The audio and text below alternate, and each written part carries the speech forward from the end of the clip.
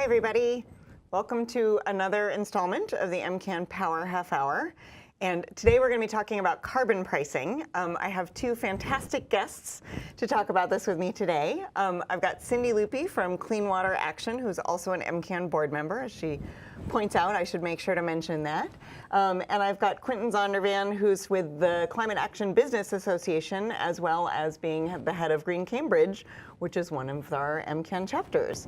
So thank you so much for joining us today. Thanks for having us. Yeah, so I thought maybe what we could do is we could start out with you guys telling us each a little bit about your organizations.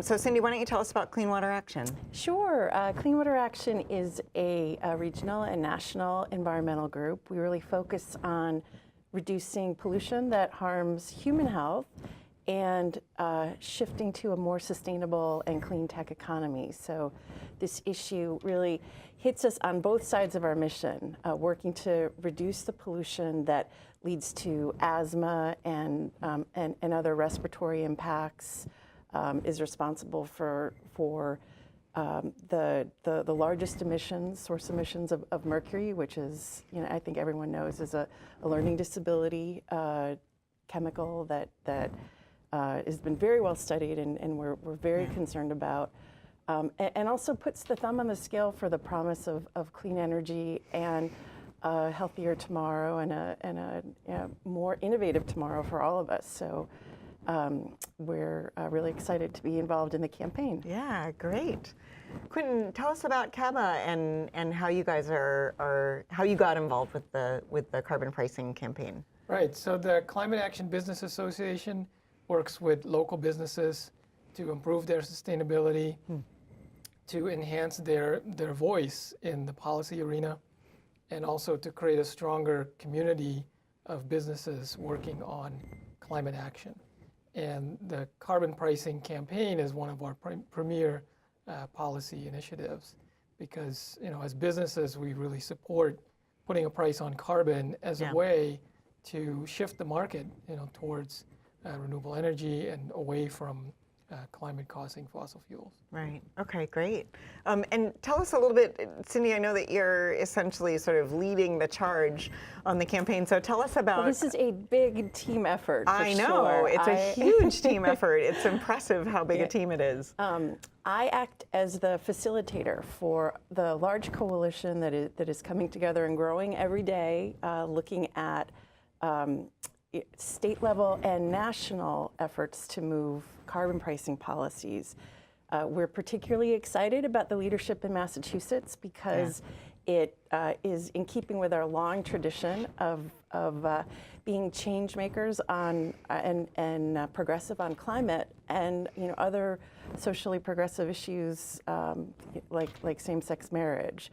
When Massachusetts leads, many other states and often the country follows. Yeah. So the coalition that's coming together is called the Mass Campaign for a Clean Energy Future, and all good stuff. Yeah, it's uniting groups from the health sector, from the business sector, MCAN, environmental groups, civic groups like the League of Women Voters, faith leaders across the state, the Mass Interfaith Power and Light organization, all around this common sense that we need a solution. We need deeper solutions to help us keep our climate mandates here in the state. We want to embrace bold leadership and innovative policies that have a track record around the country, around the globe, rather. Right. We're actually hoping that Massachusetts would be the first state to institute this kind of a policy economy-wide on this side of the border. Canada, British Colombia has done a fair amount of work. Many countries around the globe have instituted these policies. Back in the 90s, many of the Scandinavian countries moved forward. Of course. Most recently, Japan, Ireland, a number of communities, the global community, I think in part responding to the call for action that was really trumpeted at the Paris climate talks last December. Yeah. So Quinton, why don't you tell us a little bit about sort of, and obviously pitch in, but tell us a little bit about sort of what is carbon pricing? Why is it, why do we want it? Right, great question. So the idea is very simple, which is that you put a price on the pollution that is caused by consuming fossil fuels. And you know, in the legislation that's proposed in Massachusetts, that would be on gasoline, on heating oil, and natural gas. So the consumer would pay a little bit more for that fuel, but then all those funds would be collected and returned back to the consumers. And the idea is that because we would return it equally to everyone, people who curtail the consumption would get back more money. Right, and come people, out ahead. Right, they would come out ahead. So it creates an incentive for people to reduce their consumption of fossil fuels and thereby reduce the pollution.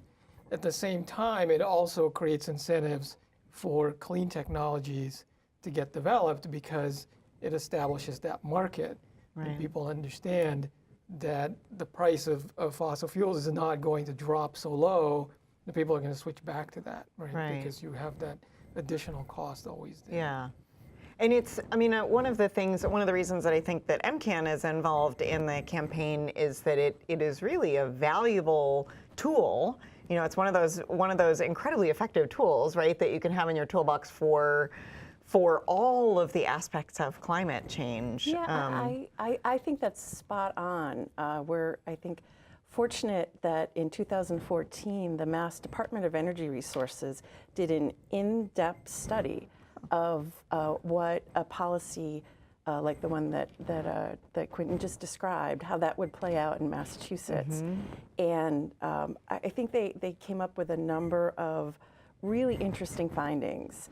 One of the top findings is that this is a policy that not only works in other countries, it would work here.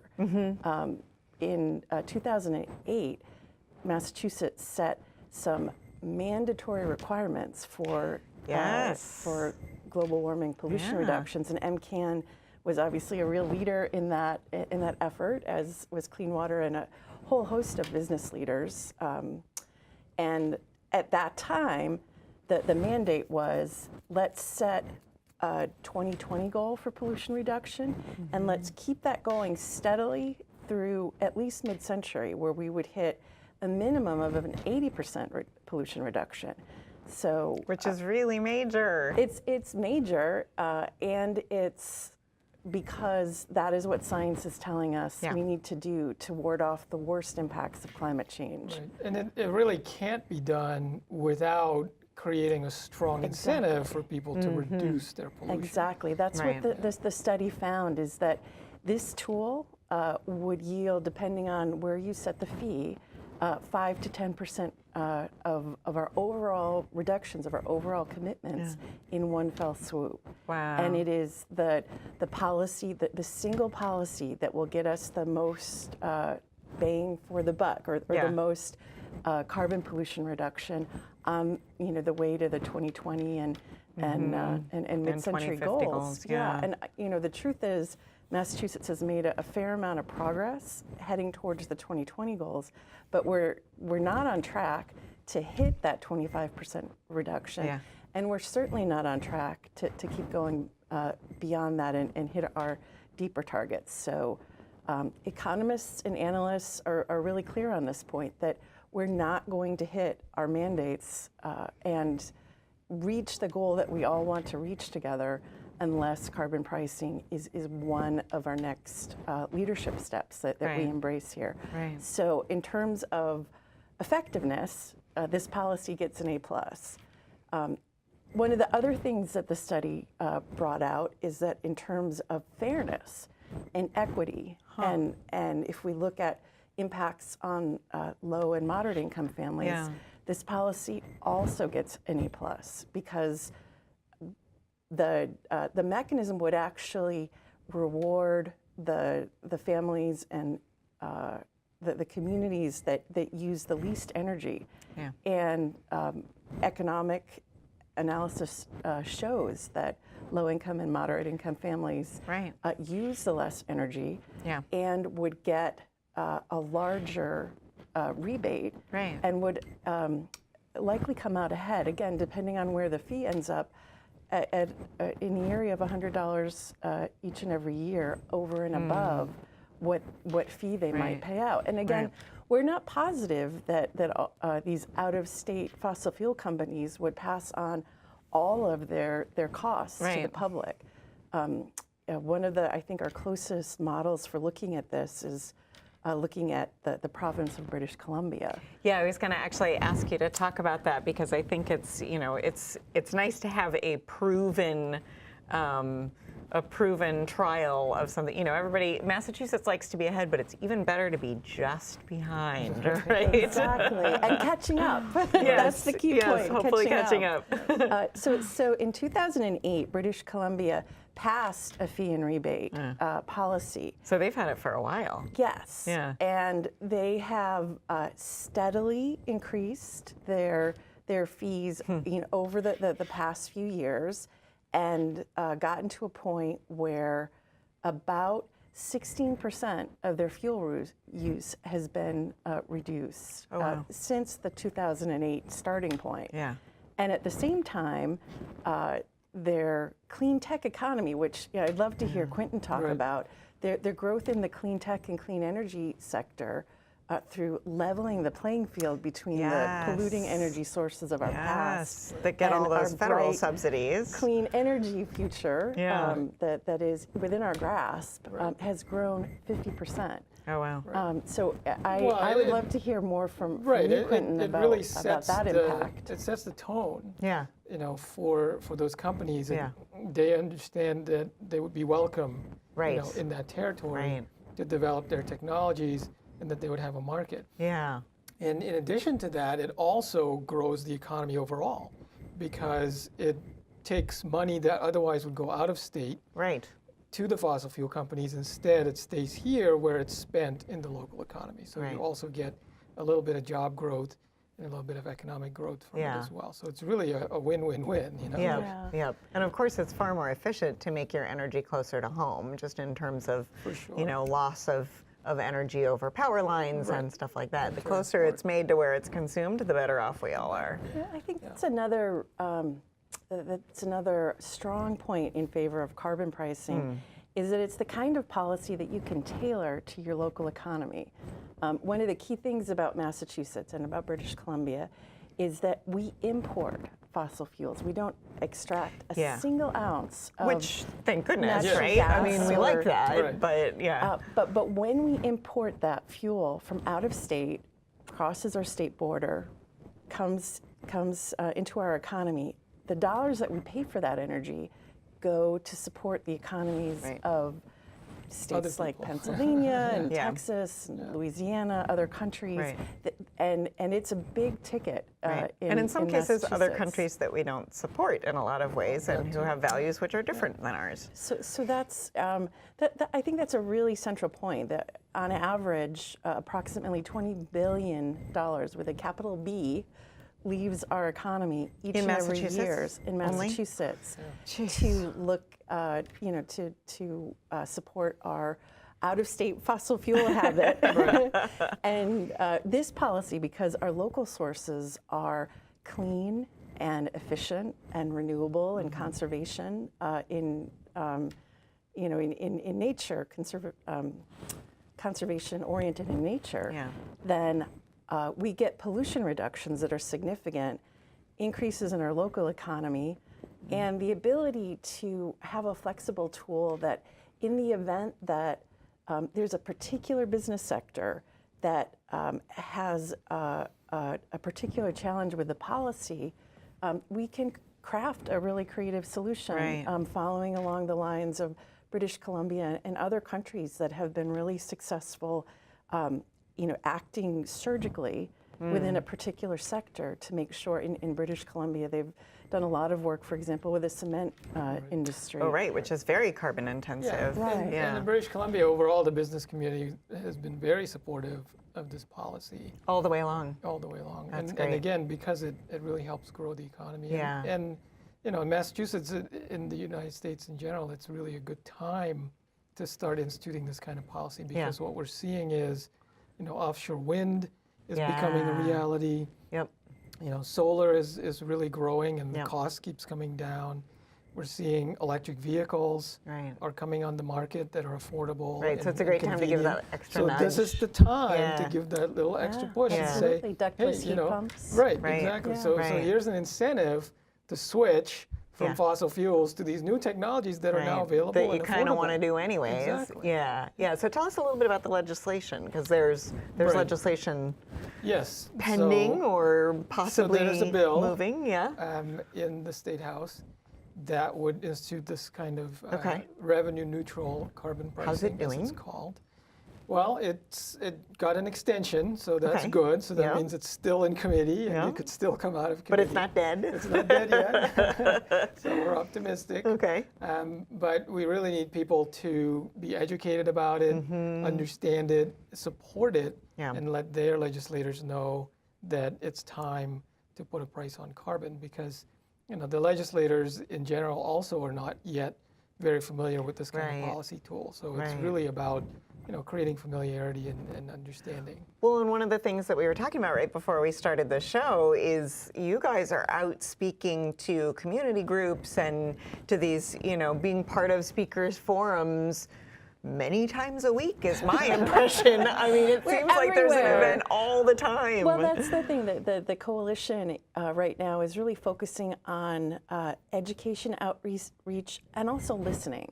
Listening to different community leaders, to different sectors, to different policymakers to get their particular feedback on how this might move forward in Massachusetts. Because we want to make sure that, again, this is tailored to our local situation and our local values as well. Want to make sure that this leads to both environmental progress, economic growth, and across the board, fairness and equity. We want to make sure, for example, that if people live in a rural community, there's tools in the policy to make sure that they get a little bit more of a rebate if they don't have choices for reducing their driving, for example. Right. Somebody was talking about that last weekend, that if you're one of those people who you have to drive to work every day, that you might need a little bit more to help you. How would you work towards a cleaner alternative? And honestly, these are some of the transitional issues that other countries and British Colombia has given us a bit of a playbook and some incentives on how to address.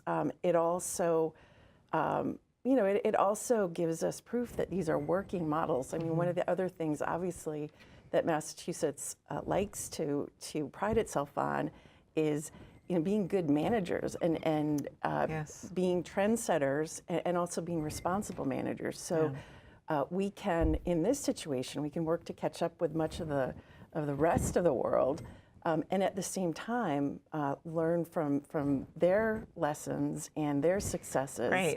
And tailor it to our local situations. So we're very interested in being out in communities and out before different organizations and giving them the information that we have, but also listening and really keeping an ear open to what people think so that we can all be part of this solution together. Right. And one of the key things around fairness is really energy efficiency.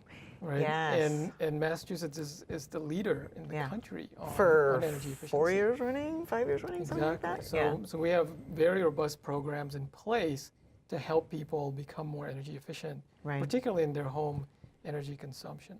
So that's another great opportunity to start introducing this kind of policy while we already have in place help for people in terms of financial subsidies, attractive loan programs, and things like that, so that people can make their homes more energy efficient. Right, so that they need less of the natural gas or whatever anyways. Exactly. Yeah, and I think this also, one of the other parts of the effectiveness story of this policy is it gives us a way to focus on transportation fuels and also heating fuels. Yeah, because transportation's hard, right? Where so much of our progress has come from in the last few years has been really just on the electricity side of the equation. Which is great.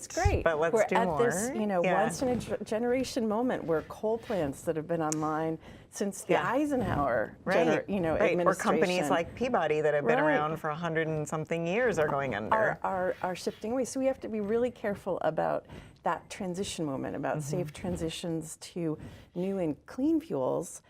And we need to make sure that every sector, every lane in the economy where fossil fuels are the common energy source, that on transportation and on heating, that we also make advances there, or else we won't, again, hit the goal that we've all set together that is mandatory and binding. In law. And smart. It's smart. And the right thing to do and what the science says, yes. And it also positions Massachusetts as a leading, cutting-edge economy as the world is increasingly shifting to a decarbonized framework. And as I know that you and I have talked about, it's sort of the further ahead we are of the curve, or at least on the curve, because your point is well taken that we're not exactly ahead of the curve at this point, but the better it is for business, right? I mean, if you're a little bit ahead, if you're prepared, you're going to be much better off as a business. Absolutely, and one of the interesting stories around that is the biotech industry in Cambridge in particular,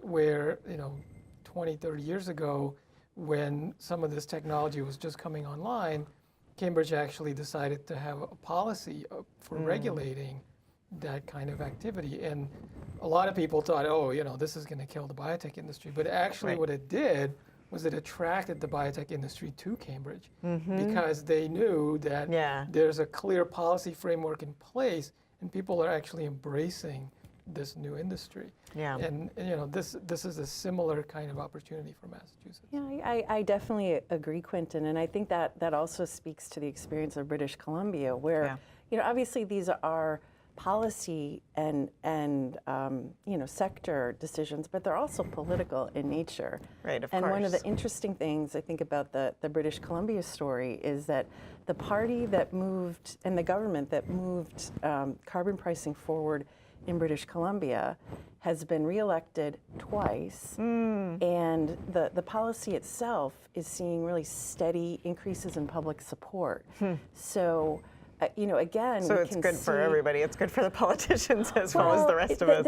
I think there's a benefit to leading in pushing state-level solutions that can help create momentum for federal reforms in ways that are tailored to the local community and the local economy. It just shows that if we put our smarts on the table and work together in a united way. I mean, I don't know about you, Quinton, but I've worked in Massachusetts for over 20 years at this point on environmental and health policy issues, and I've never seen as strong a partnership between the business community and public advocates in the health and environment and civic engagement sectors. There's so much leadership from the business community. It's really exciting. So for me, and we have you partially to thank for that, I'm sure. Well, for me, I think this also is pragmatic, right? Because we don't want to be working against each other and butting heads around a particular solution. We want it to pick a spot where we can agree and build bridges and work in a really healthy way together. And I think that's, again, one of the things that stands out and is really interesting about this particular policy. Yeah, I agree completely. And it should be obvious, but climate change, in terms of the negative impacts of climate change, that's not good for anybody. Bad for business. It's bad for business, right? I mean, who wants that? So, the business community is absolutely beginning to understand that. And then when we look for a policy to start addressing it, carbon pricing is the natural one that comes to mind. Right. So, and there are a few other states nationally that are thinking about it at the same time that we are, right? Yeah, I think this is part of a really smart strategy. We are collaborating with our counterparts in a number of states, all pushing, in some ways, different models forward, different carbon pricing frameworks forward at the state level, with the goal of using the laboratory of state government to really show what the on-the-ground results are. I mean, we know coming out of Paris, we need to, the world has agreed that we need to make further progress in reducing carbon pollution. Right. And we need to start moving additional tools forward at the state level. Right. So we're working. And as you were saying, additional areas aside from electricity. Right. We gotta do all of them. Exactly. Right? So we're working together and sharing, sharing news across many state borders, including Oregon and Washington and our neighbor Vermont, yes. And our neighbor Rhode Island. Let's not forget Little Rhodey. I had forgotten Rhode Island. It's terrible. Is moving. Also, New York State, Colorado is looking at moving this forward. And again, this is the model that many other national policy shifts have followed, where like popcorn, these policies start moving at the state level. And then increasingly, there's momentum to take on this kind of reform at the national level. Right. And also the experience of elected leaders across the country who can see that it's a successful policy in their neck of the woods, and have a real reason to be bold at the national level. And a model to point to. Exactly. So how do folks get involved? Well, one of the best ways to get involved is to sign up for the updates Which they can do from on the the campaign MCAN website. Yes. To sign up and get notified of when there are local events coming in your area. Get the tools to help you reach out to your legislators and policymakers.